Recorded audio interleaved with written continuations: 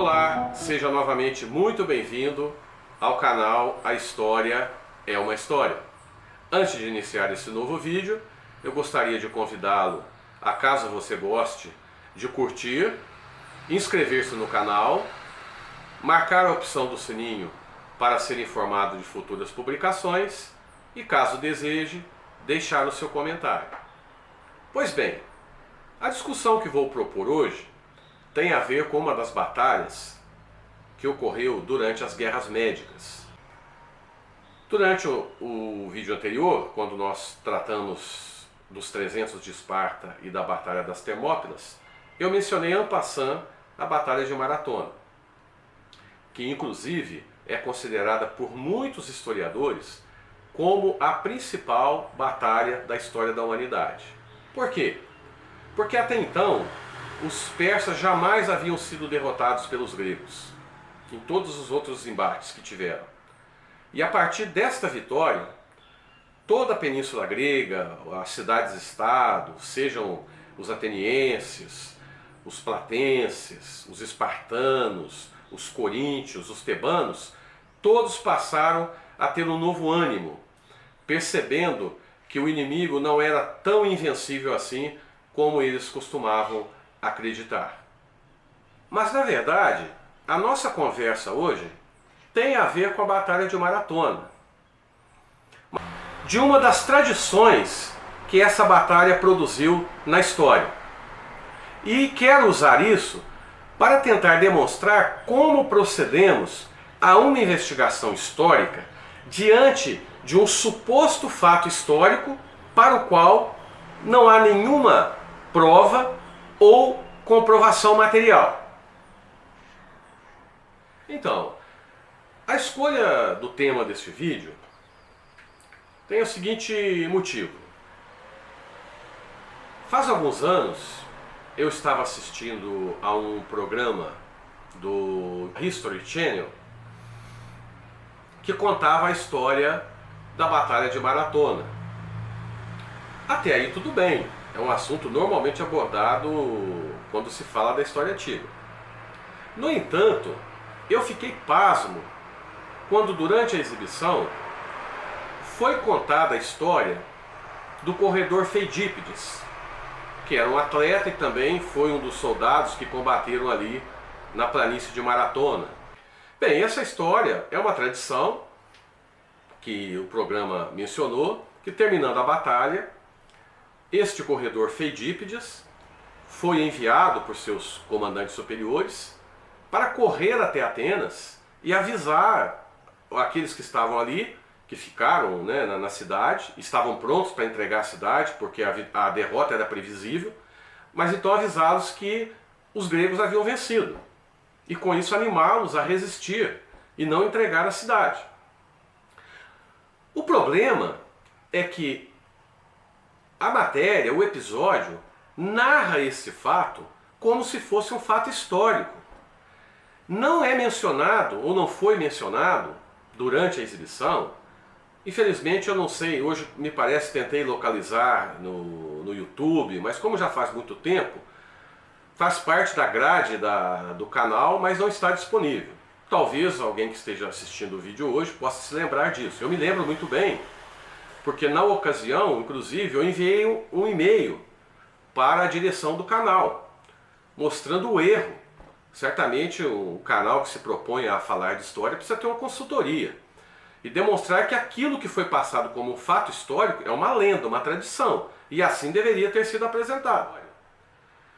Mas como nós podemos utilizar isso e analisar como um historiador pode verificar o que há de verdade histórica na tradição e até que ponto ela pode ter sido um fato histórico e não uma lenda, ou o contrário. Para responder a este questionamento, precisamos recorrer a Heródoto. Ora, mas aí você pode dizer que, assistindo ao vídeo anterior, eu comentei que o Heródoto não era totalmente confiável. É verdade, eu disse isso. Contudo, em nenhum momento nós podemos desqualificar Heródoto como uma fonte histórica. Ele é a fonte primária, por excelência, de vários episódios da história da Grécia Antiga, inclusive as guerras médicas. Vários escritores que contaram os eventos que formaram a história da Grécia Antiga se basearam nos relatos de Heródoto. Ou seja, ele não deixa de ser uma fonte histórica, mas nós sabemos que temos que ter um pé no chão com ele. E aí está exatamente a base para mostrar o fato de que o programa apresentado pelo History Channel naquela ocasião errou, e errou feio, ao trazer uma informação apresentando uma lenda sem classificá-la como tal, mas apresentando-a como um fato histórico. Ora, Heródoto menciona assim que houve um homem de nome Feidípides envolvido nos acontecimentos ali daquela batalha de Maratona. Mas ele não relata que Feidípides tenha corrido da planície de Maratona após a batalha até Atenas para dar a notícia.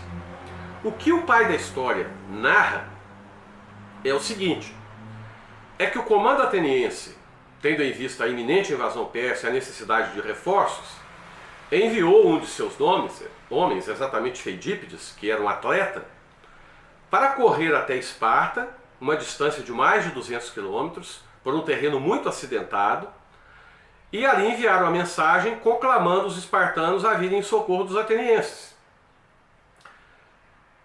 E Heródoto explica que o Feidípides fez esse percurso, levando 1 dia e meio mais ou menos, cerca de 36 horas, para chegar ali com a mensagem e receber a informação dos espartanos que eles iriam sim atender ao pedido de socorro, mas não imediatamente.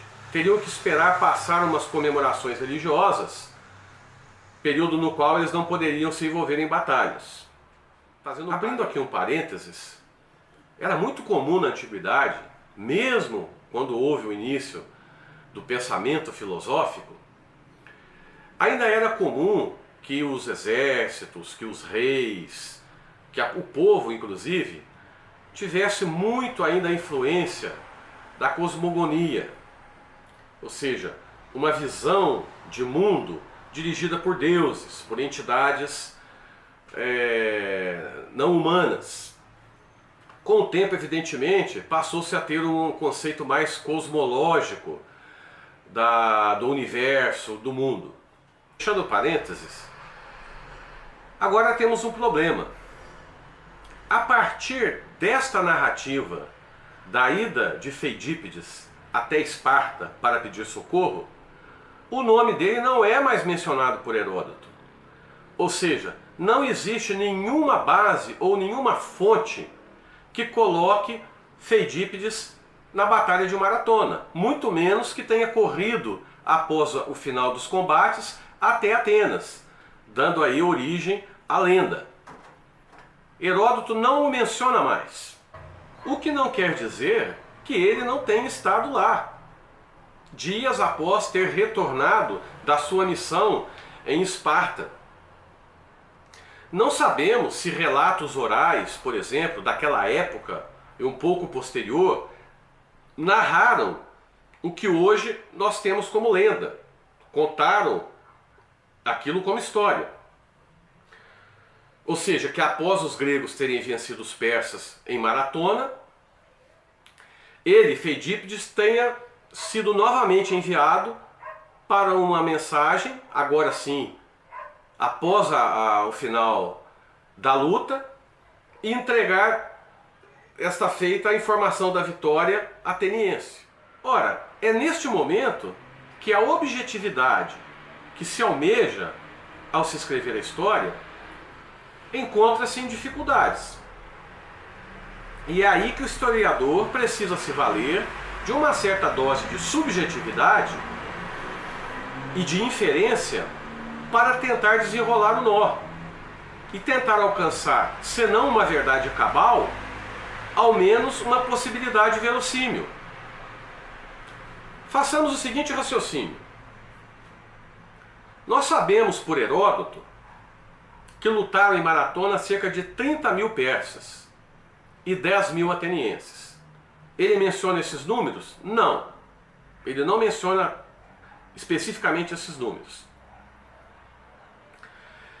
Mas ele diz que os persas chegaram na planície de Maratona transportados por uma frota de cerca de 600 trirremes.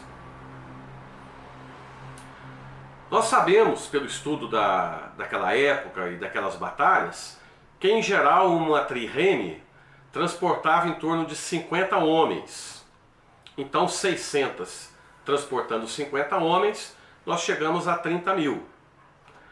E é bem claro também durante toda a história dessas guerras que em geral, nos embates entre gregos e persas, a proporção era normalmente o dobro para os persas ou o triplo. Na verdade, o triplo. O que dá para nós termos uma ideia de que haviam cerca de 10 mil soldados atenienses, no máximo. O que Heródoto relata é que na batalha tombaram mortos 6.400 persas e 192 gregos. Em se tratando de Heródoto, nós podemos questionar se ele não teria exagerado para mais o número de persas mortos e reduzido para menos o número de atenienses. Mas eu chamo a sua atenção para que, nesse caso específico, é muito provável que Heródoto tenha manifestado corretamente estes números. Por quê? Bem,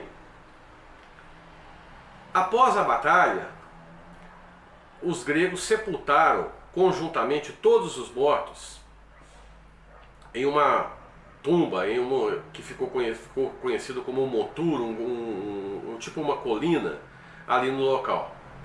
E foram colocados ali os nomes daqueles guerreiros que tombaram. E durante vários anos e gerações, aqueles nomes eram mencionados. Ou seja, os gregos podiam ir ali e ver aqueles nomes. Evidentemente, com o passar dos anos, ou seja, mais de 2000 anos, esses nomes se perderam. Tudo indica que Heródoto estava correto, porque esses nomes foram conhecidos, como eu disse, durante muitos anos. E eu tendo a concordar e acreditar que Heródoto foi muito correto no relato que fez dos acontecimentos em Maratona, pelo seguinte motivo.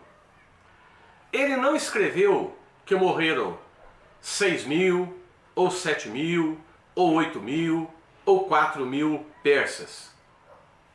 Mas ele foi específico, mencionando 6.400 e da mesma forma 192 gregos. Ou seja, após tal análise, podemos concluir em nossa investigação histórica o seguinte.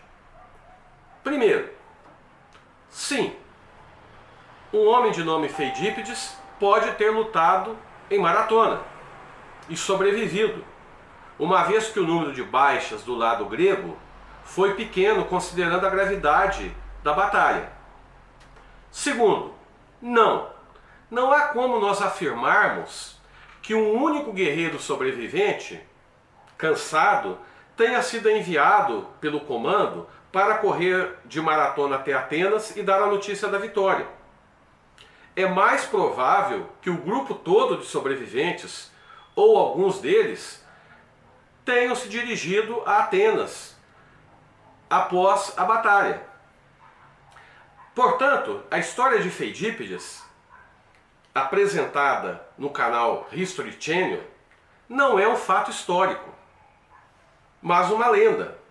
E deveria, então, ter sido apresentado desta forma, e não como um fato histórico. E assim, espero ter demonstrado, com este exercício, uma maneira que a corrente da nova história trabalha na tentativa de se obter uma proximidade maior da verdade histórica, considerando a objetividade, mas não abrindo mão da subjetividade da narrativa quando isso se mostrar necessário. Finalizamos então este vídeo. Agradeço por ter estado aqui comigo. Gostaria de lembrá-lo de curtir, inscrever-se no canal, marcar a opção do sininho para ser informado de novas publicações e deixar o seu comentário se você desejar. Muito obrigado, até o próximo vídeo.